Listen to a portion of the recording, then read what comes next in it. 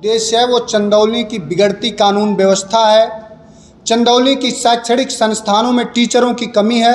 अगर आप ध्यान से देखेंगे, यहीं चंदौली का महिंद्रा पॉलिटेक्निक कॉलेज, जब इसकी स्थापना हुई यहाँ 92 टीचर थे और कल मुझे सूचना मिली कि यहाँ सिर्फ 12 टीचर हैं। यहाँ छात्रों को 2 शिफ्ट में पढ़ाया जा रहा है। छात्रों की संख्या आज जब खुला उसके अपेक्षा 81-82 में खुला 5 गुना है और टीचरों की संख्या 5 गुने से भी कम हो गई, पाँचवें भाग बची है। तो ये सरकार बताए कि इसका अच्छा दिन पढ़ाई लिखाई की व्यवस्था कहाँ है। ये महिंद्रा पॉलिटेक्निक कॉलेज में टीचरों की नियुक्ति कब होगी। पूरे पूर्वांचल के नौजवान यहाँ से अपने बढ़िया हुनर के, कई तरह के हुनर में पॉलिटेक्निक करते हैं। ये यहाँ के जिला अधिकारी से और इस उत्तर प्रदेश के शिक्षा मंत्री से, मुख्यमंत्री से सवाल है कि चंदौली महिंद्रा टेक्निकल कॉलेज में शिक्षकों की बड़ी कमी है, यहाँ के प्राथमिक विद्यालयों में कमी है, वो कब भरे जाएंगे। कानून व्यवस्था को लेकर लगातार सवाल उठ रहे हैं। कानून व्यवस्था को लेकर के सवाल इसलिए उठ रहे हैं कि जिस जनपद में बोरियों में बेटियों की लाश पाई जाएगी तो सवाल तो उठेगा ही। जिस जनपद का पेपर आप जैसे जनवादी पत्रकारों लोगों के चलते हर पेपर का हर पेज अवैध तस्करी, अवैध शराब, अवैध गो तस्करी से भरा हो तो सवाल तो उठेगा ही। जिले के कप्तान से सवाल है कि रोज़ अवैध ये सूचनाएं हैं कि करोड़ों रुपए की चंदौली से शराब की तस्करी हो रही, कौन करा रहा। पूरे जनपद के सभी थानों में एक सामान्य आदमी चला जाए। अभी आपने एक सवाल किया कि जिनके बेटे की दर्दनाक मौत हुई उन्हीं पे मुकदमा हो गया।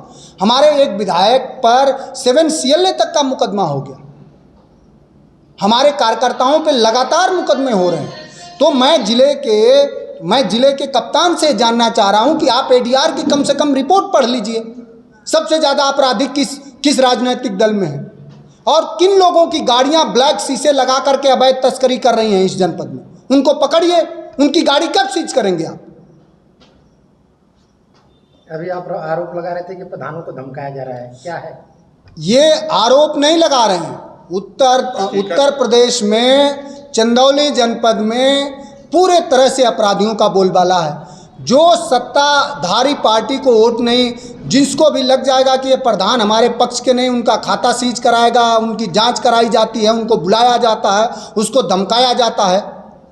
ये तथ्य है। और मैं ये जानना चाह रहा हूँ जिलाधिकारी से कि ऐसा क्यों है कि समाजवादी पार्टी से जो प्रतिनिधि, चाहे वो जिला पंचायत हों, चाहे सदस्य हों, चाहे BDC हों, उनको किसी कार्य में क्यों नहीं शामिल किया जा रहा।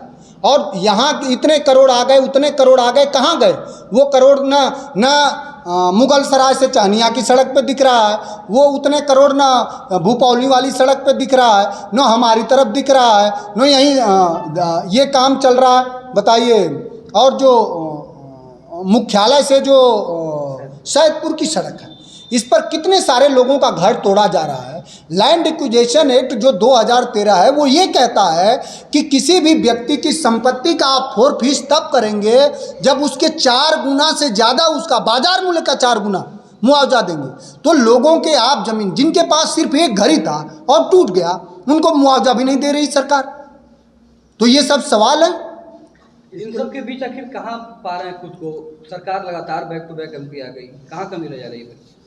नहीं, समाजवादी पार्टी तो अगर आप अभी देखे होंगे घोसी में, तो समाजवादी पार्टी का जो वोट प्रतिशत है वो 57% है।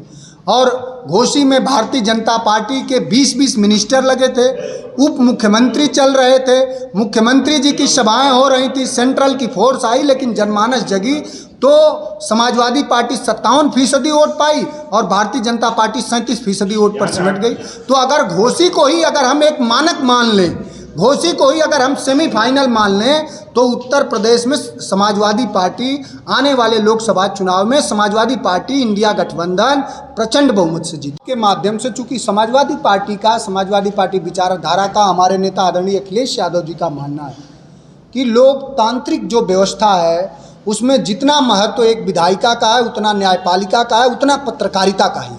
और सबके बीच में समन्वय और संवाद की अगर कोई कड़ी है तो पत्रकारिता है। इसलिए हम लोग आप उसके माध्यम से सारे सवालों को उठा दिए हैं। अगर जनपद चंदौली के अधिकारी सबके साथ समता का व्यवहार नहीं करते हैं तो आने वाले समय में समाजवादी पार्टी चंदौली आपको सड़क पर दिखाई देगी। अभी आप मेडिकल कॉलेज की बात कर रहे थे कि राजकीय था, स्वशासी हो गया, आप लोगों ने क्या किया बचाने के लिए?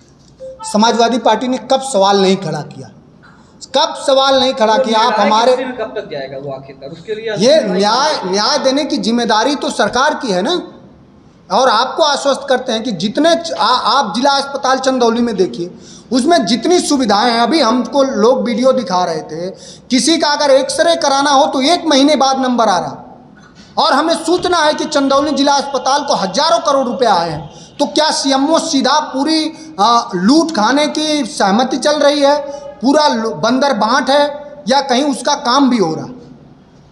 आप कह रहे हैं आंदोलन की बात, आपके पार्टी के पूरे विधायक गंगा कटान को लेकर के आंदोलन चला रहे हैं, 5 दिन से यात्रा कर रहे हैं जनसंपर्क, लेकिन पार्टी का सहयोग नहीं है, तो किस तरह से आंदोलन मुद्दों को लेकर चले? मैं समझता हूं कि आपको उसको व्यापकता के स्तर पर देखना चाहिए।